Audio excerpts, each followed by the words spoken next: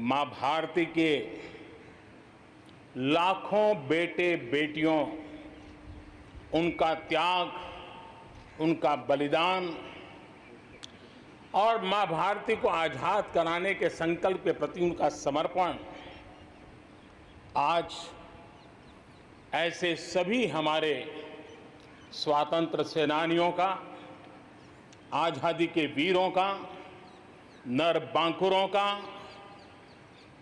वीर शहीदों का नमन करने का ये पर्व है। हमारे फौज के जाबाज जवान, हमारे अर्धसैनिक बल, हमारे पुलिस के जवान, सुरक्षा बल से जुड़े हुए हर कोई मां भारती के रक्षा में जुटे रहते हैं, सामान्य मानवीय की सुरक्षा में जुटे रहते हैं। आज उन सबको भी हृदयपूर्वक, आदरपूर्वक स्मरण करने का, उनके महान त्याग तपस्या को नमन करने का पर्व है। एक नाम और, श्री अरविंद घोष क्रांति दूत से लेकर आध्यात्म की यात्रा, आज उनके संकल्प, उनका जन्म जयंती है। हमें उनके संकल्पों को, हमारे संकल्पों को पूर्ण करने के उनकी तरफ से आशीर्वाद बने रहे। हम एक विशिष्ट परिस्थिति से गुजर रहे हैं। आज छोटे छोटे बालक मेरे सामने नजर नहीं आ रहे। भारत का उज्जवल भविष्य क्यों? कोरोना ने सबको रोका हुआ है। इस कोरोना के कालखंड में लक्षावधि कोरोना वॉरियर्स, चाहे डॉक्टर हो, नर्सिस हो, सफाई कर्मी हो, एम्बुलेंस चलाने वाले लोग हो, किस किस के नाम गिनाऊंगा। उन लोगों ने इतने लंबे समय तक जिस प्रकार से सेवा परमो धर्मः इस मंत्र को जी करके दिखाया है, पूर्ण समर्पण भाव से मां भारती के लालों की सेवा की है, ऐसे सभी कोरोना वॉरियर्स को भी मैं आज नमन करता हूं। इस कोरोना के कालखंड में अनेक हमारे भाई बहन इस कोरोना के संकट में प्रभावित हुए हैं। कई परिवार प्रभावित हुए हैं। कईयों ने अपनी जान भी गंवाई है। मैं ऐसे सभी परिवारों के प्रति अपनी संवेदनशीलता प्रकट करता हूं और इस कोरोना के खिलाफ मुझे विश्वास है 130 करोड़ देशवासियों की अदम्य इच्छा शक्ति, संकल्प शक्ति हमें उसमें भी विजय दिलाएगी और हम विजयी होके रहेंगे। मुझे विश्वास है कि पिछले दिनों भी हम एक प्रकार से अनेक संकटों से गुजर रहे। बाढ़ का प्रकोप, खास करके नॉर्थ ईस्ट, पूर्वी भारत, दक्षिण भारत, पश्चिमी भारत के कुछ इलाके, कहीं लैंडस्लाइड, अनेक दिक्कतों का सामना लोगों को करना पड़ा है। अनेक लोगों ने अपनी जान गंवाई है। मैं उन परिवारों के प्रति भी मेरी संवेदना व्यक्त करता हूं और राज्य सरकारों के साथ कंधे से कंधा मिलाकर के ऐसी संकट की घड़ी में हमेशा देश एक बनकर के, चाहे केंद्र सरकार हो, राज्य सरकार हो, हम मिलकर के तत्काल जितनी भी मदद पहुंचाने का प्रयास कर सकते हैं, सफलतापूर्वक कर रहे हैं। मेरे प्यारे देशवासियों, आजादी का पर्व हमारे लिए, ये स्वतंत्रता का पर्व आजादी के वीरों को याद कर करके नए संकल्पों की ऊर्जा का एक अवसर होता है। एक प्रकार से हमारे लिए ये नई प्रेरणा लेकर के आता है। नया उमंग, नया उत्साह लेकर के आता है। और इस बार तो हमारे लिए संकल्प करना बहुत आवश्यक भी है और बहुत शुभ अवसर भी है, क्योंकि अगला जब हम आजादी का पर्व मनाएंगे तब हम 75 वर्ष में प्रवेश करेंगे। ये अपने आप में एक बहुत बड़ा अवसर है और इसलिए आज आने वाले 2 साल के लिए बहुत बड़े संकल्प लेकर के हमें चलना है।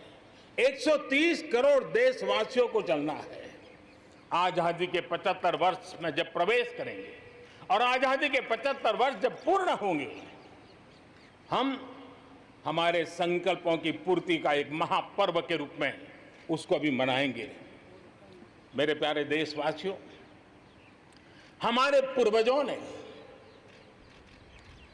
अखंड एक निष्ठ तपस्या करके त्याग और बलिदान की उच्च भावनाओं को प्रस्तावित करते हुए हमें जिस प्रकार से आजादी दिलाई है, उन्होंने न्यौछावर कर दिया है। लेकिन हम ये बात न भूलें कि गुलामी के इतने लंबे कालखंड में कोई भी पल ऐसा नहीं था, कोई भी क्षेत्र ऐसा नहीं था कि जब आजादी की ललक न उठी हो, आजादी की इच्छा को लेकर के किसी ने प्रयास न किया हो, जंग न किया हो, त्याग न किया हो और एक प्रकार से जवानी जेलों में खपा दी, जीवन के सारे सपनों को फांसी के फंदों को चूम करके आहूत कर दिया। ऐसे वीरों को नमन करते हुए और फिर एक तरफ सशस्त्र क्रांति का दौर, दूसरी तरफ जन आंदोलन का दौर, पूज्य बापू के नेतृत्व में राष्ट्र जागरण के साथ जन आंदोलन की एक धारा ने आजादी के आंदोलन को एक नई ऊर्जा दी और हम आजादी के पर्व को आज मना पा रहे हैं। इस आजादी के जंग में भारत की आत्मा को कुचलने के भी निरंतर प्रयास हुए हैं, अनगिनत प्रयास हुए हैं। भारत को अपनी संस्कृति, परंपरा, रीत रिवाज इन सब से उखाड़ फेंकने के लिए क्या कुछ नहीं हुआ। वो कालखंड था, सैकड़ों सालों का कालखंड था। शाम दाम दंड भेद सब कुछ अपने चरम पर था और कुछ लोग तो ये मान के चलते थे कि हम तो यावत चंद्र दिवाकरो यहां पर राज करने के लिए आए हैं। लेकिन आजादी की ललक ने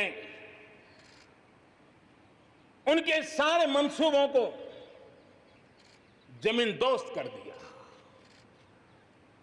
उनकी सोच थी कि इतना बड़ा विशाल देश, अनेक राजे रजवाड़े, भांति भांति की बोलियां, पहनवेश, खान पान, अनेक भाषाएं, इतनी विविधताओं के कारण बिखरा हुआ देश कभी एक होकर के आजादी का जंग लड़ नहीं सकता है। लेकिन इस देश की प्राण शक्ति वो पहचान नहीं पाए। अंतर्भूत जो प्राण शक्ति है, एकता का सूत्र जो हमें सबको बांध करके रखा हुआ है, उसने आजादी के उस पर्व में पूरी ताकत के साथ जब वो मैदान में आया तो देश आजादी के जंग में विजयी हुआ। हम ये भी जानते हैं कि वो कालखंड था, विस्तारवाद की सोच वालों ने दुनिया में जहां भी फैल सकते के फैलने का प्रयास किया, अपने झंडे गाड़ने की कोशिश की। लेकिन भारत का आजादी का आंदोलन दुनिया के अंदर भी एक प्रेरणा का पुंज बन गया, दिव्य स्तंभ बन गया और दुनिया में भी आजादी की ललक जगी। और जो लोग विस्तारवाद के अंधी दौड़ में लगे हुए थे, अपने झंडे गाड़ने में लगे थे, उन्होंने अपने इस मंसूबों को, विस्तारवाद के मंसूबों को पार करने के लिए दुनिया को दो महाविश्व युद्ध में झोंक दिया, मानवता को तहस नहस कर दिया, जिंदगियां तबाह कर दी, दुनिया को तबाह कर दिया। लेकिन ऐसे कालखंड में भी, युद्ध की विभीषिका के बीच भी भारत ने अपनी आजादी की ललक को नहीं छोड़ा, न कमी आने दी, न नमी आने दी। देश बलिदान करने की जरूरत पड़ी, बलिदान देता रहा, कष्ट झेलने की जरूरत पड़ी, कष्ट झेलता रहा, जन आंदोलन खड़ा करने की जरूरत पड़ी, जन आंदोलन खड़ा करता रहा। और भारत की ये लड़ाई ने दुनिया में आजादी के लिए एक माहौल बना दिया। और भारत की एक शक्ति ने दुनिया में जो बदलाव लाया, विस्तारवाद के लिए चुनौती बन गया भारत।